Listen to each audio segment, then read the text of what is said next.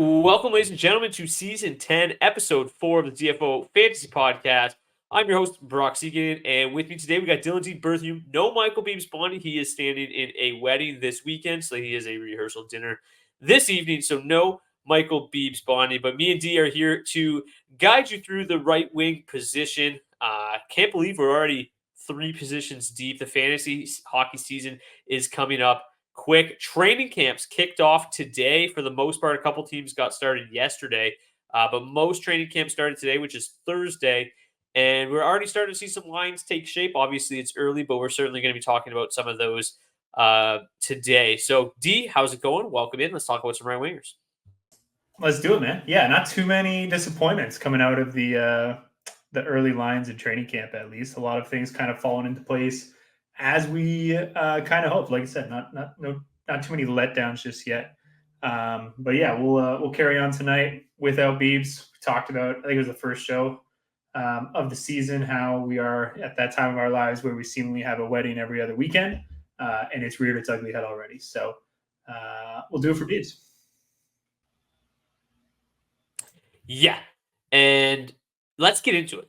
I mean, there's no sense wasting time. We've got Thursday Night Football ahead. Let's break down the top 10 right wingers. If this is the first episode that you've ever stumbled upon the DFO Fantasy Podcast, what we do is we give you our consensus top 10 right wingers.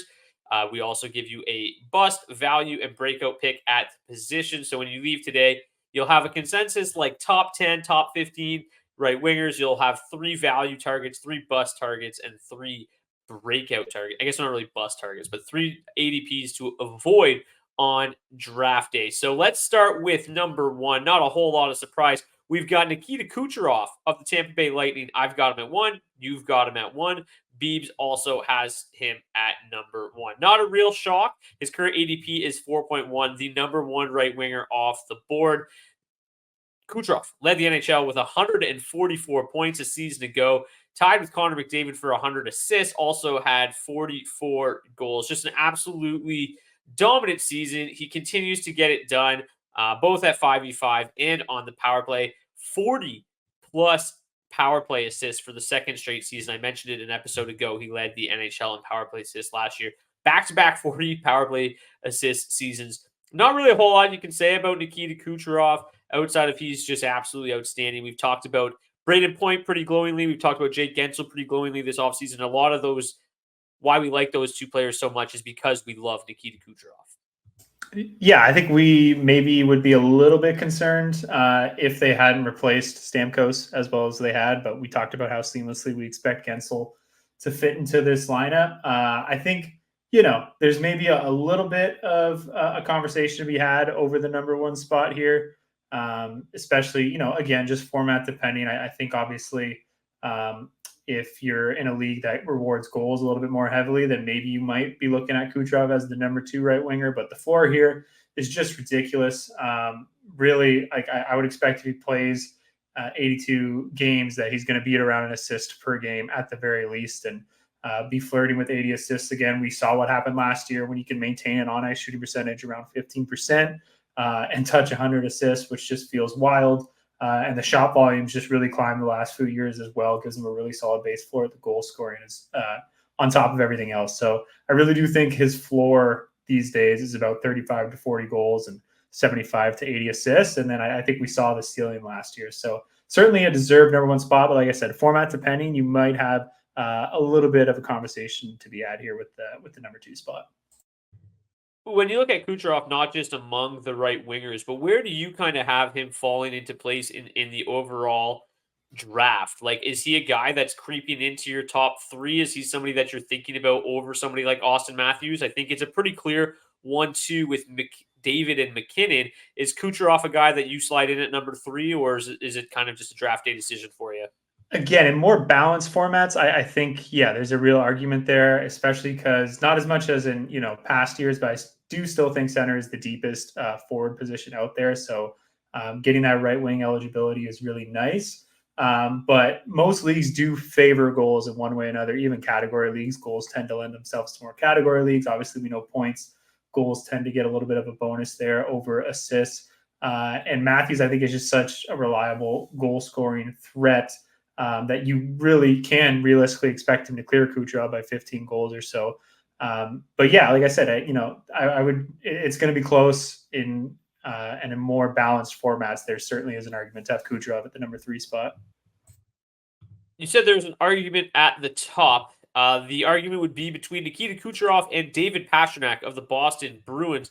Pastrnak comes in at number 2 for us. All three of us have him ranked at number 2. Pastrnak, another guy that's just been absolutely dominant the last couple of years, remarkably consistent as well. 113 points in 2023, 110 points in 2024. The goal scoring dropped off a little bit last year. He went from 61 goals in 2023 to 47 goals a season ago. The shot volume dropped a bit. He went from a ridiculous 407 shots to 382. I think one of the craziest things, and we've talked about it before, is how David Pastrnak managed to shoot 15% while taking 407 shots a couple years ago. That's just absolutely bonkers stuff.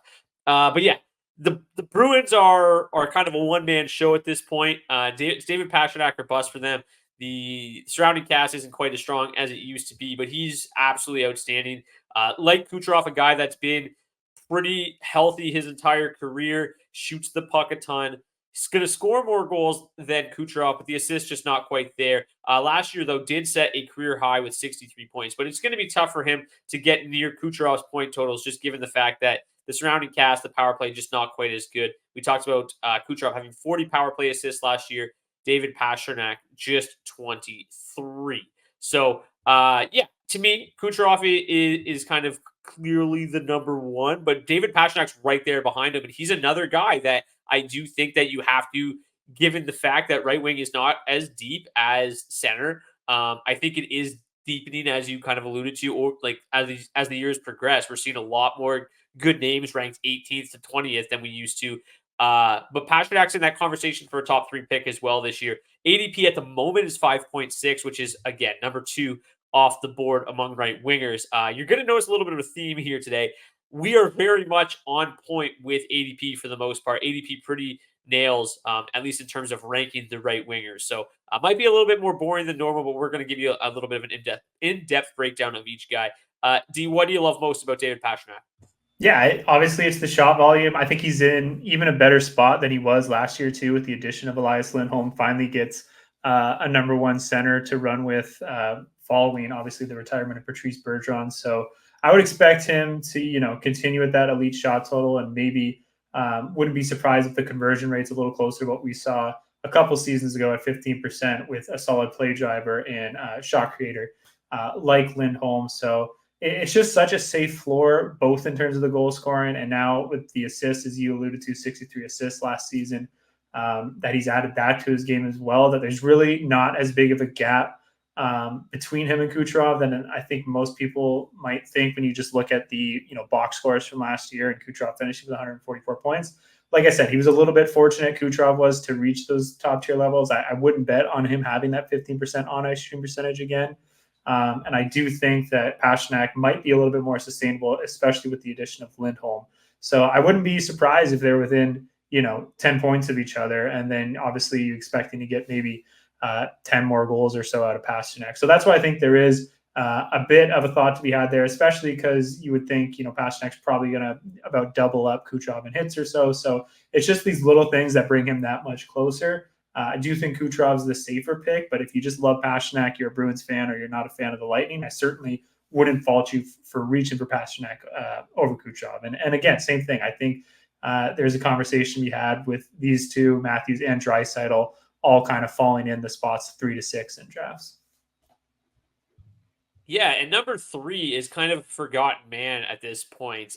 Mikko Rantanen was kind of that darling that was in that 4, 5, 6 argument there for a little bit. He drops to 8.8 in ADP, number 3 right winger off the board. All three of us have him ranked at number 3, and he also had 100 plus points last year.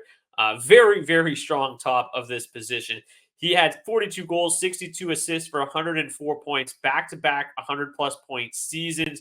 The production at both 5v5 and on the power play is just absolutely outstanding. If you look at the last 2 seasons, I mean, very little difference. I mean, a couple more goals in 2023, a couple more assists in 2024, but the production just at both even strength and on the power play is just so consistent with Mikko. He bangs a little bit, not a ton, but he'll throw his weight around about anywhere from half to a hit per game. So he chips in there as well. And this is just a team that we've seen their depth kind of fall apart in recent years. They're not as deep as they were a couple of seasons ago, especially now entering the early part of the season. No Arturi Lehkonen, no Valeri Nichushkin for at least a month and a half. McKinnon and Rantanen played over 22 minutes, almost 23 minutes a season ago. No forwards really see quite as much ice as these guys, and they didn't do a ton to address the forward depth in the offseason. This is a guy that's going to be out there for 23 minutes a night again, and he's probably going to go for 40 goals. He's probably going to go for 60 assists. There's really just nothing to be said negatively about Mikko Rantanen. He's just in a tough spot here. Like he's behind Kucherov and Pastrnak. He's an outstanding player. If you don't get the 4th overall pick, if you don't get the 5th overall pick, I will happily take Rantanen at 8 or 9, wherever he's falling in drafts. Yeah, and obviously, like you said, he's a phenomenal player. The ice time is a big thing for me. Like even Pastrnak last year at just under 20 minutes a night, obviously still a huge load, but theoretically still a little bit of room to grow there. And Rantanen realistically can only go down in terms of his usage. I do wonder just how long they can keep up playing these guys 23 minutes a night without suffering any repercussions in terms of things like injury or fatigue. And then, yeah, like you said, phenomenal player. I think he's certainly the best of the rest at that spot in the draft. But his shot volume, while great, it's obviously not at the level of David Pastrnak. That's going to limit him in terms of scoring goals. He needs to really convert at a very elite rate for an entire season, which he can do. He did it a couple of years ago, shot 18%, scored 55 goals, but it's just nowhere near as reliable as the formula that David Pastrnak has. And his shot volume very similar to Nikita Kucherov's, and obviously doesn't have that incredible floor or ceiling in terms of the assist production that Kucherov offers. So I think it's a very obvious number 3, but like you said, one that you should be happy to settle for at that point in the draft. Matthew Tkachuk fell just short of 100 points after back-to-back 100-point seasons in 22 and 23. He had 26 goals, 62 assists for 88 points a season ago, his second year in Florida. He was outstanding. Once again, they won a Stanley Cup, and all 3 of us have him at 4, and that's exactly where he slots in at current ADP. His ADP is 10.9, the 4th right winger off the board. So we're right in lockstep, all 3 of us so far, with ADP. That trend will continue. The Panthers, not much has changed. They're a very similar team to who they were a season ago. The top 6 remains completely intact. And they're going to run it back with Matthew Tkachuk and Sam Bennett and Evan Rodriguez. It was a strong second line. He had plenty of production on the power play. 26 assists was a career high on the power play, but just 6 power play goals after scoring 12 and 14 power play goals in the 2 years previous. So that was the real difference from him going from being a 40-goal scorer to a 26-goal scorer. And a lot of that had to do with the fact that Sam Reinhart scored 27 power play goals. He's probably going to give some of those back this year. We'll talk about him a little bit later in the show. And you have to imagine that there'll be a little bit better fortune for Matt Tkachuk. Also, just shot 9.3%, which is by far the lowest of his career 12.6% shooter. So a big bounce back here likely incoming here for Matthew Tkachuk. Just a great player all around. Up over 100 hits yet again, 151 hits. So he contributes there. Just going to contribute across the board. He's not quite as much of a category stuffer as his brother Brady, but he's going to provide you with that elite level offense. And like I said, towards the back of the first round here with an ADP of 10.9, Matt Tkachuk is a terrific building block for your fantasy team if you end up with a later pick in the draft. Yeah, and I do think it's worth mentioning that for my projections in banger leagues, I would lean Tkachuk over Rantanen. I think their point totals are going to be pretty similar come the end of the season. I'd expect Tkachuk, to your point, to bounce back and be closer to 40 goals this year. Should have a slight edge with Rantanen in the assist department. His time on ice could certainly go up this year. Played just 18 minutes, 38 seconds a game last year. And then you're getting the hits as well. You know, his hits have kind of fluctuated a little bit year to year, but he really did bounce back in that department last year, just shy of 2 hits a game with 151 on the season. So that stark difference, at least in terms of the upside he can offer you in banger leagues, is enough for me to put him ranked above Rantanen. But across all formats, all things considered, I do think there's a slight edge for Rantanen. But yeah, in the right formats, I think it makes sense to go Tkachuk first. Number 5, we all have William Nylander at number 5. Interestingly enough, he is on the right wing episode today, but it looks like Willie's going to be at least shifting back to center to open training camp. We'll see how long that lasts. It's an experiment that's been tried before. Whether or not Craig Berube elects to stick with it long term, we shall see. But William Nylander is right wing eligible on Yahoo, and that's why we're going to talk about him here. His current ADP is 15.5. Again, number 5 right winger off the board. So we're right in lockstep with ADP there. Nylander, great season again last year. Another 40-goal season back-to-back for him. Set a career high with 58 assists and 98 points. Willie got off to that just absolutely torrid start to the season and then cooled off. And I think that maybe his second half of the season, like the drop-off was maybe a little bit overblown. If you take a look at exactly what he did in the second half, he was still at a point per game, 19 goals, 22 assists, 41 points in 41 games. So, it definitely wasn't the same elite level that we saw from the first half, but he's a player that is usually always in the lineup. He's only missed one game in the last 3 years in the regular season, and the production has been extremely consistent. And we saw that with maybe a little bit more good fortune, a little bit of improved shot volume, he can maybe take another step forward and become a 100-point player perhaps in 2024-25. Yeah, you said it. I just don't think he offers obviously the same floor as a Rantanen or a Tkachuk. And really, if you look at his numbers across the board last season, to your point, it was kind of a tale of two halves. But on the whole, it certainly looks more than replicable for William Nylander. He shot 12.7%, right in line with his career shooting percentage of 12.4, on ice shooting percentage 12.1. The previous 2 seasons 12.3 and an even 12.0. So no major red flags there. Really, if you want to talk about the jump in production, basically just came out of a jump in usage. That's why we're always so excited when we're looking at potential situations where a guy can potentially be looking at a minute or two more per night. He jumped up from 18 minutes and 33 seconds the year before to 19 minutes and 55 seconds last season. And of course, you saw what happened with the point totals jumping up from 87 to 98. And like I said, no red flags across the board.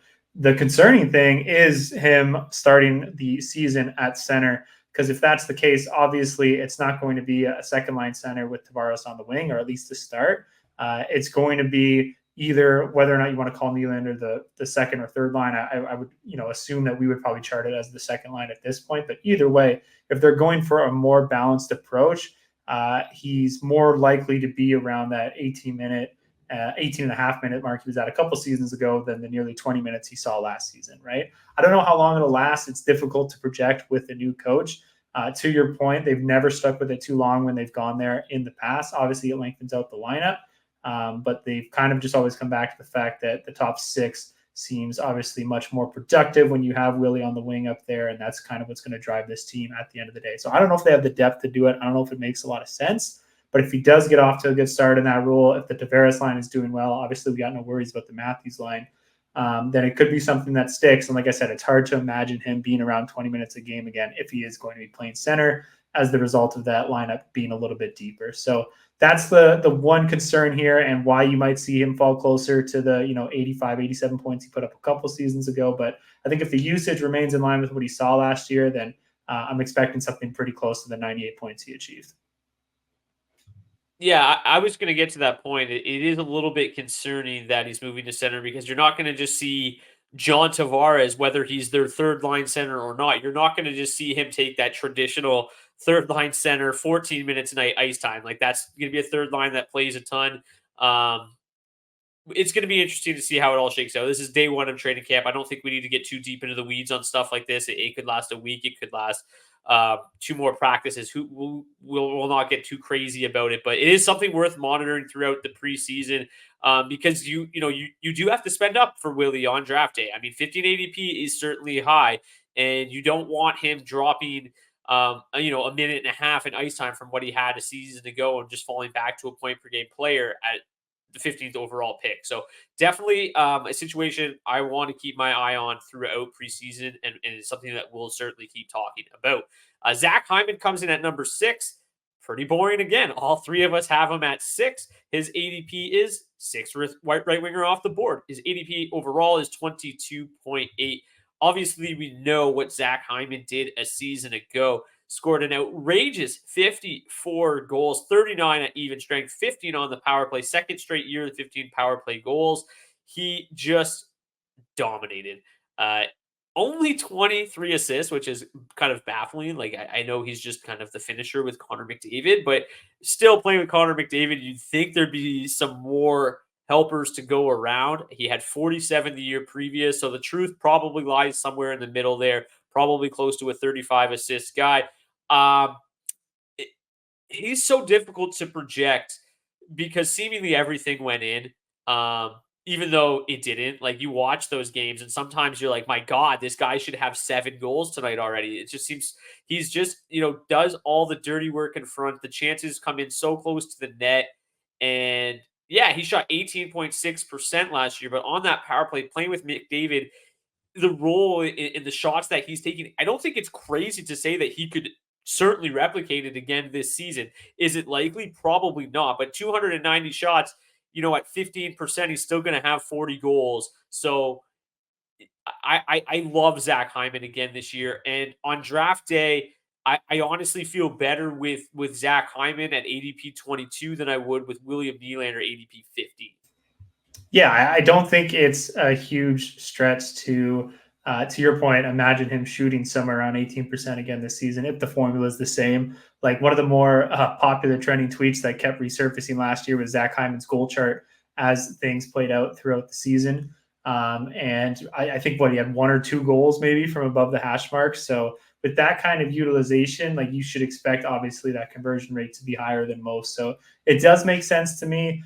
The assists are interesting because obviously McDavid just shot the puck and scored a lot less goals last year than he did the season before.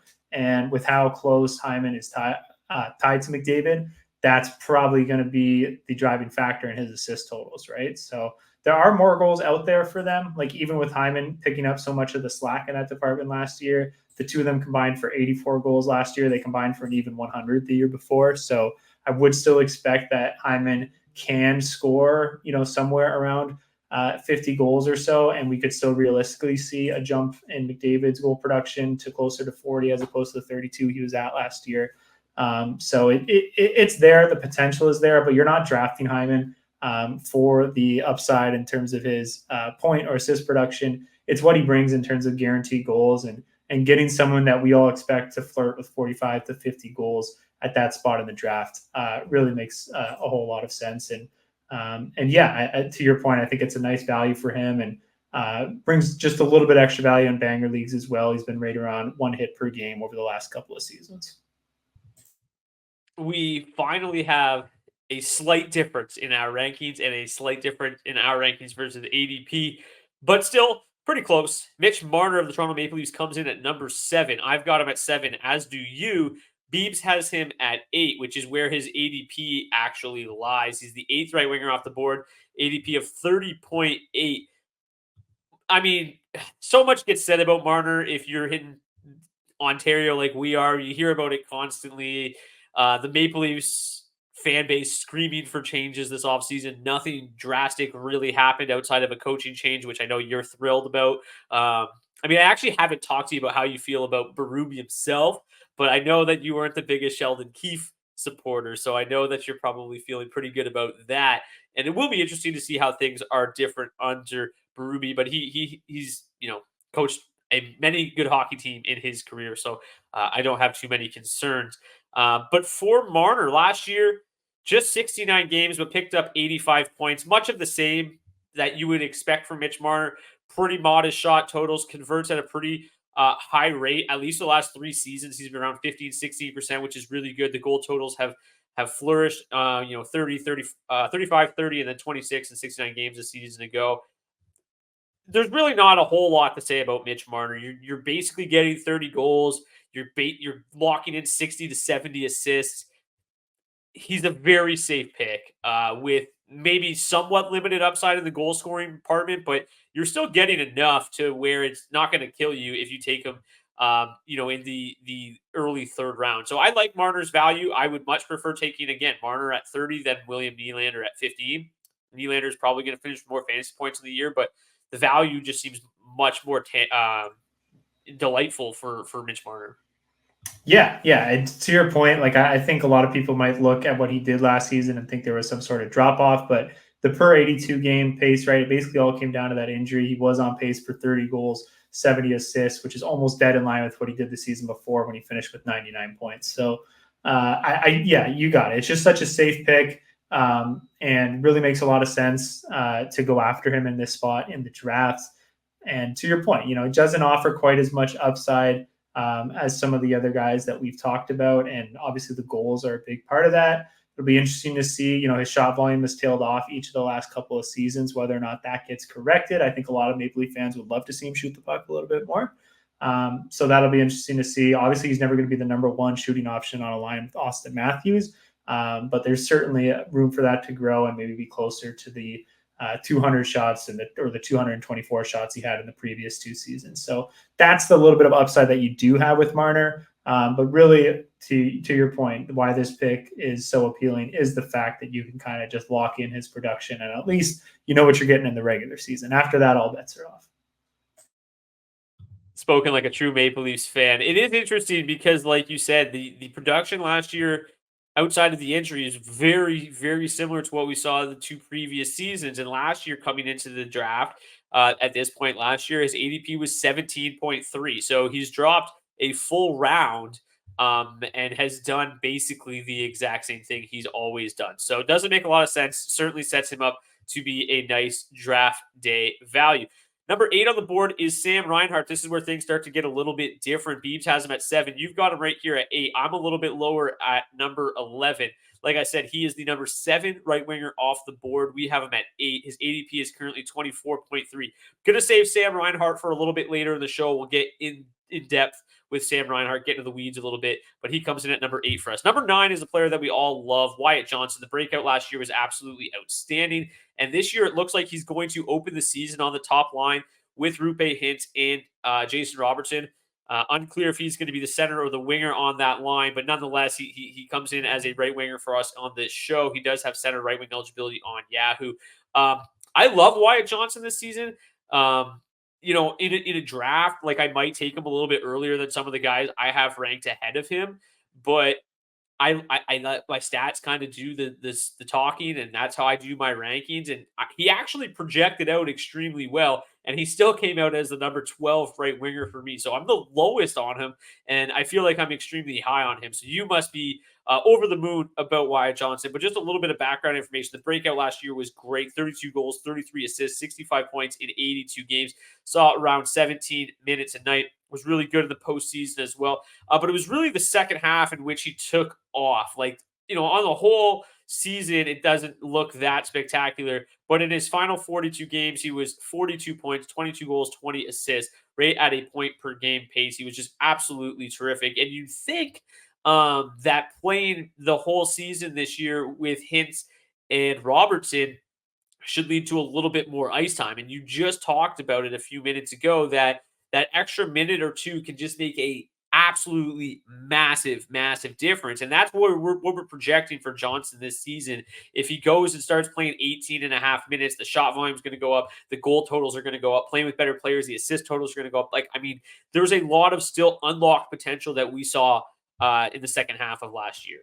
Yeah, and on top of that, this is a kid who's still just 20 years old and seemingly gets better at the game of hockey every single time he steps onto the ice. Just an incredible, exciting talent.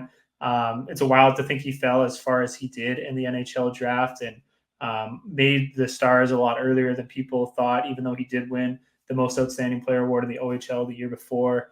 But it's just such an incredible talent, like I said. And to your point, this feels like a very obvious breakout selection. I think we all wanted to talk about him as our potential breakout, and then we realized that he was probably going to nestle inside our top 10, so there was no need. We'd get plenty of time to talk about how much we love Wyatt. But yeah, down the stretch last year, 17 goals, 15 assists in his last 29 regular season games. Obviously carried that into the postseason as well, and shot 98 times, shooting percentage of 17.3%. And again, so he's already over 3 shots a game down the stretch last season. And as you said, something that we would expect to grow even further with that expected bump in ice time. And the really exciting part too is this is a kid who still just seems to be getting better. So I really do think like his ceiling is kind of unknown at this point heading into redraft leagues this year. I think he's a great value at what he's going, because I really do expect him at the very least to return value on that selection, going at the back of the 5th round. I think it's awesome. And I would not be surprised if this is a guy we're talking about as a 2nd round selection, or at the very least going ahead of his line mate this year, Jason Robertson, when we're talking about fantasy drafts next season. I think his upside is just that great. And he's a really, really exciting player, and someone that I'm going to want to be getting as much of as possible this season. Yeah, we're in a couple leagues together, and I know if we're drafted in near each other, it's going to be an absolute battle to scoop him up. It's worth mentioning too that Hintz and Robertson have been unbelievable together. We saw Joe Pavelski at a very advanced age have tremendous fantasy relevance and tremendous fantasy seasons on that line, and Johnson at 20 just getting better every day. Like you said, the sky does seem like it's the limit this year. And if you take a look at last year's playoffs, I mean, when the game is tight, when the scoring is seemingly down, and it's just much harder to generate offense, 10 goals in 19 games. He was still shooting 3 times per game. Obviously, time on ice goes up in the playoffs because of overtimes and all that, but up over 20 and a half minutes in the playoffs last year. Do not anticipate that will be the case in the regular season this year, but that just goes to show that compared to last year's like 17 minutes, he's going to get a bump, and the return is going to be massive. He's just such a good pick. I honestly expected his ADP to be a little bit higher. He's going to be an absolute smash in the 5th round without question. Number 10 for us is Jesper Bratt, going in a similar spot to Wyatt Johnston. Wyatt is currently the number 11 right winger off the board, so we are a little bit higher on ADP on him than ADP. Excuse me. Bratt comes in at 10 ADP, same as where we've got him ranked. His overall ADP is 55.4. I got him at 9, Beebs, and you have him at 11. Bratt, pretty consistent, somewhat, I guess, unremarkable. The goal totals are certainly not going to blow you away. 26, 32, and 27 in the last 3 seasons. The assist totals are very, very solid. 47, 41, 56 last year, up over a point per game at 83. Shoots the puck at a decent clip. Will bang close to a hit per game. Nothing spectacular, but just a good all-around player. He has just kind of, I'd like to think that he's got some somewhat unlocked potential here, right? If he's a guy that is attached to Jack Hughes for an entire season, like what does that bring? What does that bring Jesper Bratt? Like if Hughes goes off for a 115-point season, like we think he could be capable of, like does Bratt just follow right along and have a massive year? So, I use the word unremarkable, and that's probably unfair, but it does seem like he's got some untapped potential here, but I just don't know what the ceiling is. Yeah, and that's the interesting part, right? I think the fact that he's shown that he can be productive, even when the Devils are without the likes of Hughes or Dougie or even Nico Hischier, really makes you feel a lot better about taking Bratt where he is in the draft. And there is still that unknown, right? It's not just Hughes. Like they had trouble staying healthy across the board last season, except for Jesper Bratt, who has managed to play in all 82 games. But Dougie limited to just 20 games. Obviously, Hughes missed a handful of time. Hischier missed about 11 games. So if all those guys can stay healthy, like they were a productive power play unit last year, even without all those injuries. So that's the exciting part, and that's where the upside comes from. It's hard to really project because, to your point, it feels like we haven't really got a large sample for Jesper Bratt when all those things have come together, at least not since he's really kind of taken that step forward over the last couple of seasons. So feels like a really safe pick with that potential for a little bit more upside. What that looks like, we don't quite know, to your point, but I like where he's going. I would think, if anything, it probably drives his assist totals up a little bit more than the shot totals or the goal scoring. But yeah, who knows? There's, shot volume was really great last year. 248 was the best that he had achieved. First time he was over 3 shots a game in his career. So if he gets hot with the stick, and like I said, all those guys stay healthy around him, I do think there's another level that he can take his game to. So I think it makes a lot of sense with where he's going in draft to try to add Jesper Bratt to your roster. So that was our consensus top 10. Kucherov, Pastrnak, Rantanen, Matthew Tkachuk, William Nylander, Hyman, Marner, Reinhart, Wyatt Johnston, and Jesper Bratt. Going to shed a little bit of light on the guys that just missed out, namely Matt Boldy. He's a guy that all three of us really like, and he just narrowly missed cracking our top 10. And he seems like a guy that's basically got like a 30 goal, 35 assist, 250 shot floor.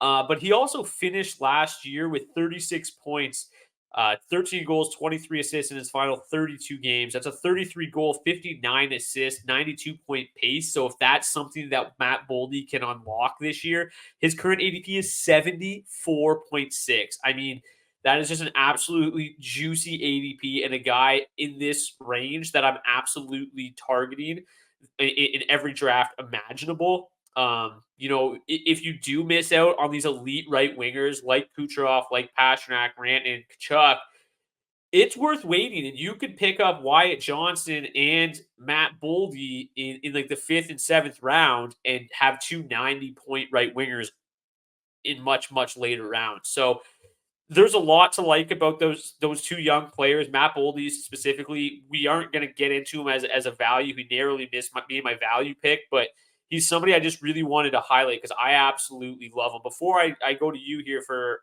comment on Boldy, just a quick recap of our 11 through 15. Adrian Kempe came in at 12, Cole Caufield 13, Travis Konecny 14, Jordan Kyrou 15, Seth Jarvis 16, Timo Meyer 17, Lucas Raymond comes in at number 18. So that was our consensus top 18 right wingers, a few bonus, but just want to get your feel on Matt Boldy. Yeah, obviously been a fan ever since he's broken into the league, and we've kind of been waiting for him to take that step forward and to really that elite level of a fantasy asset. And as you said, it seemed like he achieved that down the stretch last year. He's at an age where it makes sense that he would be kind of reaching that next level, still just 23 years old. So yeah, absolutely love with where he's going in drafts. I think there's no risk. I would expect him to easily return value at that slot. And like you said, a guy, especially with the talent around him, obviously, namely Kirill Kaprizov, that there's a real chance for him to really break into the upper echelon of fantasy assets this season. And another guy that it's easy to imagine going, 4 or even 5 rounds earlier next season. We're going to start with our bust. And I guess we call it bust, but at the end of the day, we don't hate these players. We just hate where they're being drafted. So more of just ADPs to avoid. And if these players do drop a little bit, then, you can certainly take them. Just maybe try to avoid them at their current ADPs. I said I was going to talk about Sam Reinhart a little bit later in the show, so I'm not going to waste any time because my bust or ADP to avoid is Sam Reinhart. And this is actually the second time now in 2 episodes that my value pick from last year is now being drafted so high this year that he's a bust. So again, that means I did a tremendous job last year. Vincent Trocheck at the centers and Sam Reinhart at right wing. He was my value pick on this episode last year, and boy, it was a good one. He absolutely exploded in a contract year, scored 57 goals, 94 points in 82 games. That was great. And he resigned with the Panthers and will once again be back on a line with Barkov and Verhaeghe, but there's just absolutely no way he repeats those numbers. He had the highest shooting percentage in the NHL at 24.5%. He also led the NHL, as I mentioned previously, in power play goals with 27, which is ridiculous. His previous career high was 16, so 11 more power play goals than his previous career high. Everything that could go right last year did go right, and you absolutely have to pay for that on draft day this year. So the late second round pick to me is just far too steep for a guy who may be like a 35 type player this year with pretty modest shot totals, offers very little in the hits category as well. So that's the type of player that you could, like, if things go poorly or kind of back to the norm, which is not really out of the question, he's going to be a really bad pick at that spot because there's a lot of guys that can match his production much later in the draft. So Yeah, like Wyatt Johnston at 58.3, Matt Boldy at 74.6, Cole Caufield at 82.3, Travis Konechny 72.8. Those are guys that I would much rather take at this position much, much later in the draft. So certainly an ADP to avoid for me. D, do you have anything to add on Sam Reinhart before we get to Beebs' bust pick? No, I think it makes a lot of sense. Obviously, if you just go based off his career numbers in terms of his conversion rates, you would expect him, and it makes sense that you'd project him around 35 goals. I don't think that 57 goals is quite a fluke. I'm not expecting him to shoot 24.5%. Not expecting him to score 27 power play goals, but a lot of that came from a change in how they deployed him on the power play and using him in that front slot. And maybe teams key on that a lot more and pay him a lot more respect coming into this season. And he doesn't have as easy of a time as he does getting the shots off from there. And, that was a big part of why he was able to convert as much as he did. So I am expecting some obvious regression to come, but I would still expect him to convert at, one of the higher rates in the league and to still be a solid source of goals on the power play. But again, with where he's going, it just makes no sense. You basically need him to be a lot closer to where he was last season than any of us expect him to be.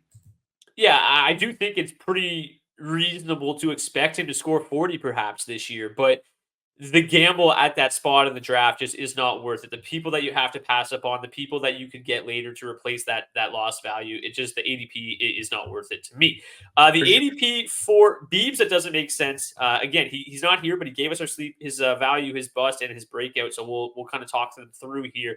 And his was Adrian Kempe, currently going 47.6. Obviously, Beebs is not an Adrian Kempe fan because I went back and looked, and Adrian Kempe was his bust pick on the show last year. And Kempe is not really a household name, but in fantasy, he's starting to become that. 28 goals, 47 points. 47 assists, 75 points a season ago. The shot volume's just been really, really strong for 3 straight years. 247, 250, 246. You kind of know what you're getting with him there. He will bang a little bit too. 111, 119, 112 hits. He's just been super, super consistent. And his ADP is obviously a little bit inflated by the hits. But yeah, to me, if you just look at our consensus rankings, it makes sense because consensus-wise, we've got him at number 12, and his ADP at the position is number 9. You're the highest at him, but you're even below his ADP at 10. So, yeah, if you just look at the rankings, I think that he's probably going a little bit too high and probably not somebody that I will have many stocks in this year at 47.6, just because I said some of these other names that are going a few rounds later are just way more juicy. Yeah, I do think his ADP makes sense in banger leagues, and that's why I had him probably a little bit higher than you guys. Have a little more exposure to banger leagues and try to give that a lot of rate when we do these rankings because I know a lot of our listeners do play them. I know Beebs isn't the biggest fan, so I'm sure that's also a part of why he doesn't love taking him at that spot. And obviously in those formats that you're not getting that hit bonus from him, it doesn't make a lot of sense. But I do agree he just doesn't seem to offer quite as much upside as a lot of the guys going around him or even a round or two later that we already spoke about. So yeah, I don't imagine that I will have him. And if I do, it would probably be in a banger league. And even then I probably would have to see some of those other names around him that I like go off the board before I look at taking him. So not the biggest fade for me personally, especially in those banger leagues, but I do think it makes sense. And it's still just a little bit too rich for my blood as well. So directly tied to Anze Kopitar as well. And now we've got Anze entering his age 37 season, and he's still putting up 70 points every year. At some point, you have to imagine that Kopitar is going to slow down, and that's probably going to directly impact Adrian Kempe. So whether or not that's this year or not, I'm not willing to bet against Kopitar. He's just such a good player, even at his advanced age. But eventually, it's got to slow down. Who's your bust pick? So the one guy I'm looking to avoid this year, and I think we all kind of had him on our radar, and I was thankfully first to the sheet this week, but it's Brock Boeser, ADP of 64.7. Boeser and the Canucks as a whole were one of the biggest surprises last season. He exploded for 40 goals, 33 assists in 81 regular season games, shattered his previous career high in goals from 29 to 40 and points 56 to 73. So the breakout campaign made Boeser either one of the biggest draft day steals or the best waiver wire pickup of the season, depending on whether or not he was actually drafted in your league. It was an incredible season for sure, and he stayed seemingly red hot from start to finish. Had some droughts in there. I know he was a sell high for us earlier in the season, and if you were able to get that value for him, it definitely worked out. But the problem really is that it just doesn't appear to be all that sustainable. As I said, he managed to break the 40 goal plateau despite registering just 204 shots on goal. That's a 19.6 personal shooting percentage and almost a full 7% higher than the 12.7% career mark he entered last season with. Now, on top of that, his assist totals also look a little fragile given the 14.7 on-ice shooting percentage he benefited from a season ago. Any sort of drop there will certainly have an impact on his assists, and you'd expect the on-ice shooting percentage will fall closer in line with the 12.2% mark he owns for his career. So as we always say, this kind of seemingly impending regression can be mitigated with changes in either volume or utilization, but it's hard to imagine either of those tools coming to the rescue for Boeser this season. I think you need them to justify this ADP. The top six, arguably deeper than it was a season ago with Jake DeBrusk replacing Elias Lindholm. Lindholm actually spent the majority of his time in Vancouver centering the third line, while DeBrusk is unquestionably obviously a winger that appears to be slotted in for some top 6 minutes. So it's hard to imagine Boeser's ice time climbing at all from the 1836 he averaged a season ago.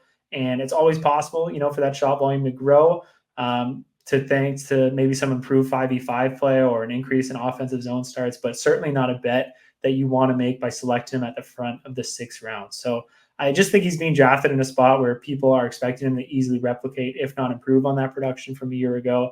And it's just not something I can get behind. He's the number 12 right winger off the board, and he'd have a hard time cracking my top 20 at the position. So he is a hard fade for me on draft day. Yeah, a guy we talked about not that long ago, ADP of 74.6, Matt Boldy, somebody I would much prefer going about a round later. So, Boeser was the one guy that if you compared ADP to my rankings, he was by far the biggest difference at the right wing position. So, fully on board there. Let's get to some value picks. Let's just start with Beebs since he's not here, and it's Lucas Raymond. And I'm pretty shocked that I was the lowest on Lucas Raymond, and I want it to be higher. I want to rank him higher as a Red Wings fan. The second half of last year was awesome. 19 goals, 19 assists, 38 points in his last 37 games, but he had to shoot 23.5% to get there.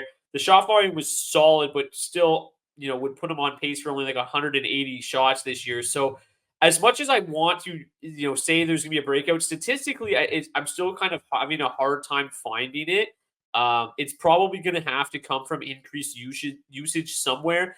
I will admit, watching the Red Wings every single night, like in the second half of the year, he did just look like a different player. Like he was taking over games. He looked dominant. So if he does just become a completely different player at age 22 and sees an extra minute of ice time this year, the breakout is certainly coming. And his ADP is pretty good, 98.3. So it's not high, very high. You can certainly make that bet without, huge expectations, because even if he kind of returns to what he did last year and is just like a 72-point player in that 9,800 pick range, you're fine with that. So there's really no risk here. I absolutely love a Lucas Raymond pick because he can explode. I know it's probably going to be more difficult for me to have Lucas Raymond stocks this year, playing in leagues with my buddies that, quite a few are Red Wings fans. He's going to go much earlier than that. But if you're in a league nowhere near Detroit, Lucas Raymond around pick 100 makes a ton of sense to me. Yeah, and I do think there's room for this ice time to grow.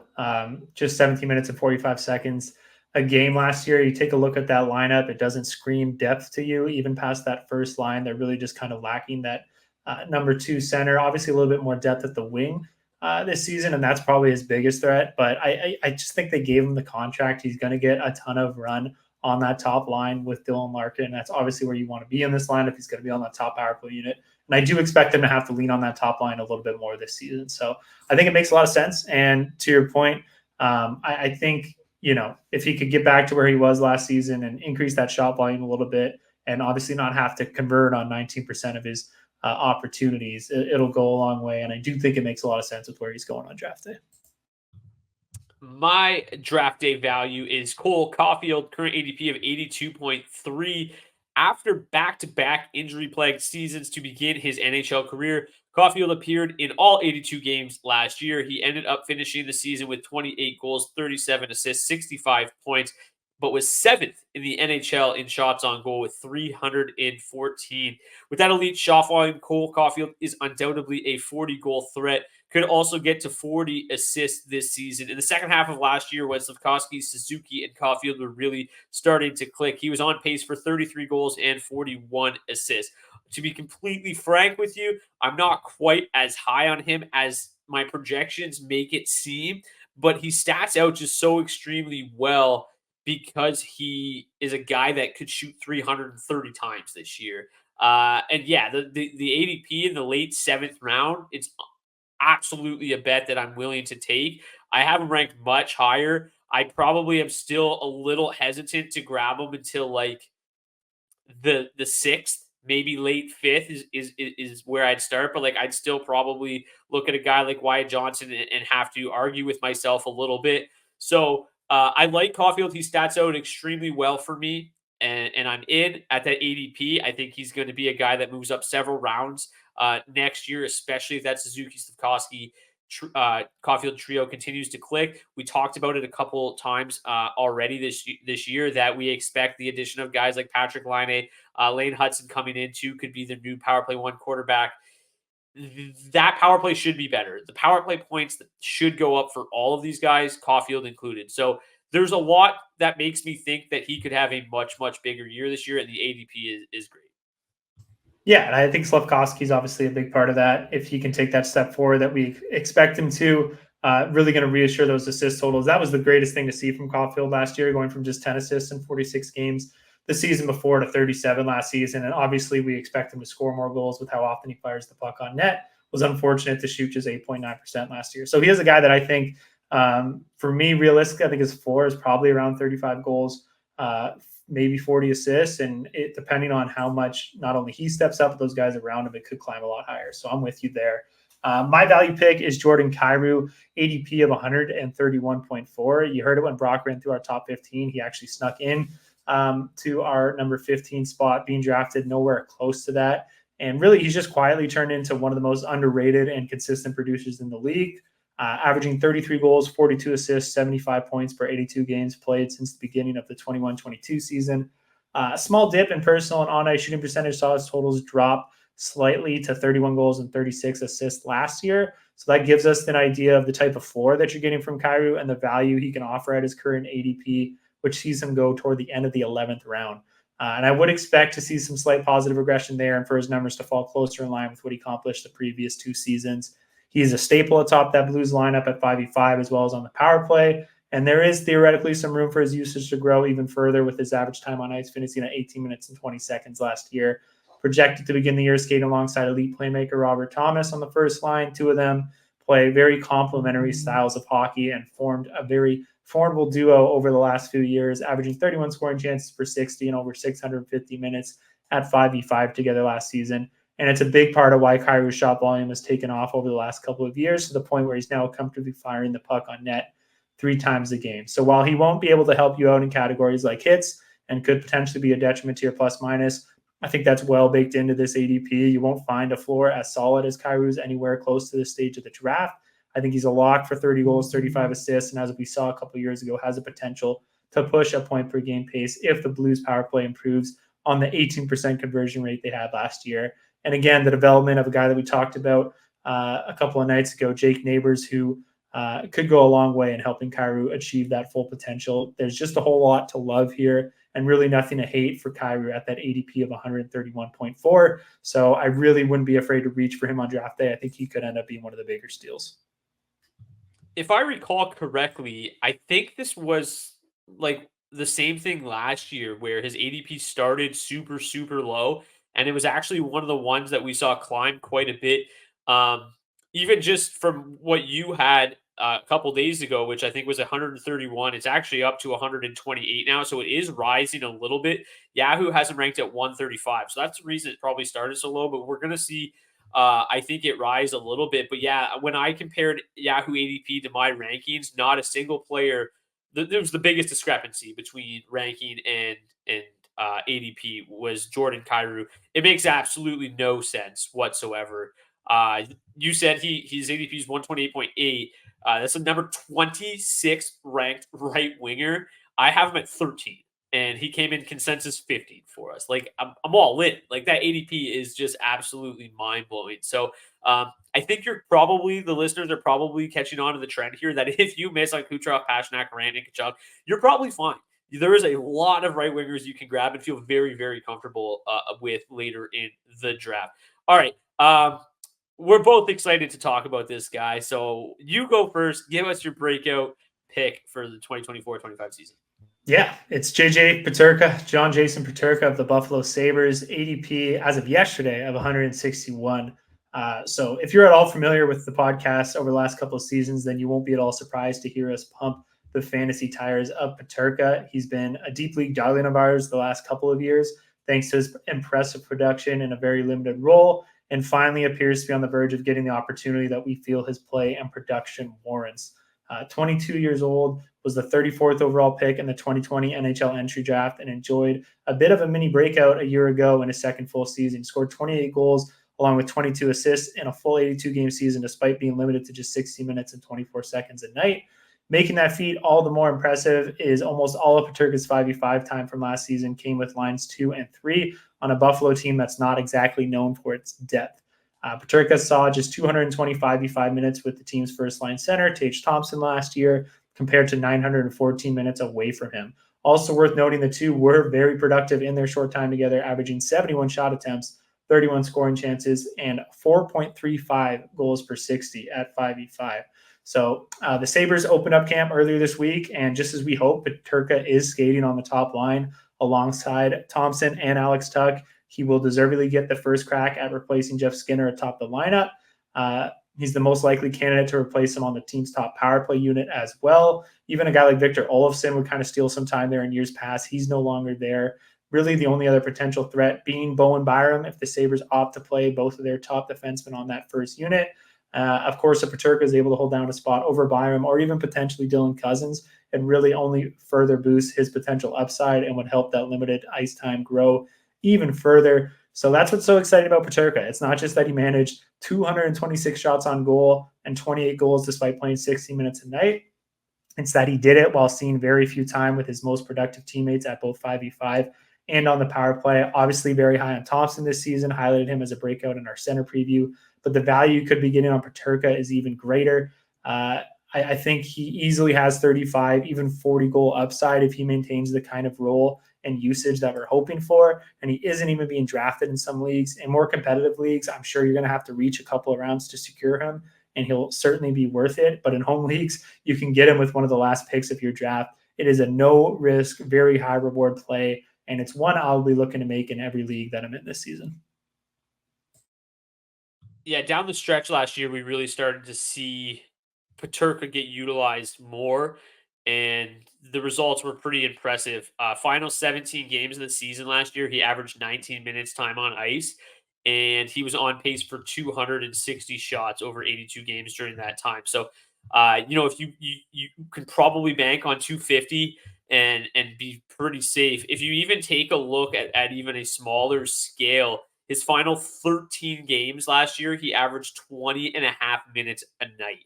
That's insane. Like, I don't expect that's where he'll be this year, but if he's anywhere even close, it's going to be ridiculous. He had 46 shots in 13 games during that time.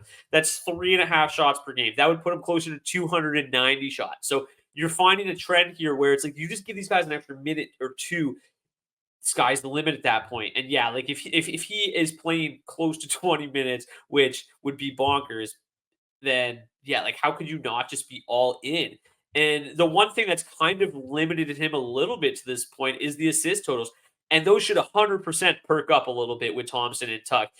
You took a look at the Thompson and Peterka combo. The trio, they played 156 minutes together. So very, limited sample, but big enough. Scored 5.06 goals for per 60 together. 31 scoring chances for per 60. They were just so good. And yeah, like I couldn't be more excited for Peterka this year.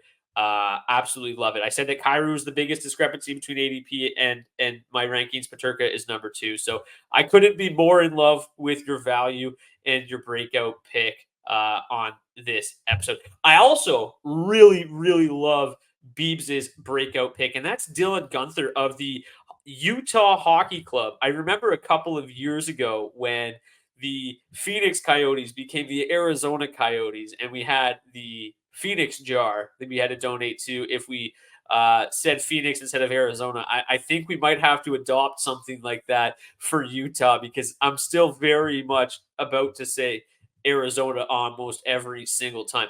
But man, Guenther was just absolutely outstanding down the stretch last year. In his final 23 games of the season, he had 12 goals, 11 assists, 23 points, a point per game player. The shot volume was just through the roof as well. He shot 3.1 times per game to give you 260 shot over 82 game pace. This is a guy that is likely going to not crack the top line.